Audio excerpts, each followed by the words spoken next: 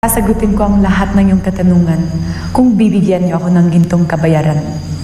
Kakaiba pala tong sinaunang reyna na to. Nangangailangan. Bakit? Sino ka? Halika, sumama ka sa akin. Bitiwan mo ko. Baliw ka ba? Aray! Mabuti naman at di mo na ako pinahirapan. Pasneya ka.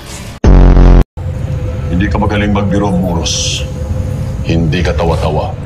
Sa palagay mo ba idadayo kami rito para patawanin ka lamang? Bakit ikaw pa naisipan ni Emna na dalhin sa Devas? Bakit hindi na lang sa Perena?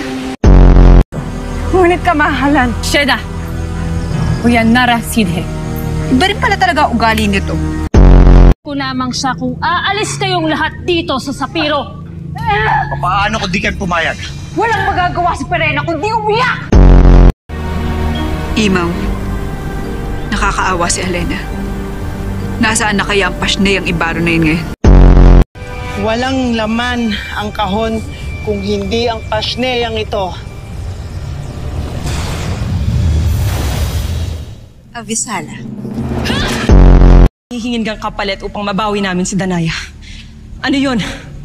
Simple lamang, amihan. Lisanin niyo ang Sapiro ngayon din. Nakakatawa. Hindi mo kasi mabawi ang Lireyo. Kaya sinasakop mo ngayon ang Sapiro. Bakit ganyan ang itsura mo? May pupunta ka bang piyesta? Baka naman po may sasalihan lang siyang beauty contest. Hindi ko kayo maintindihan. Study.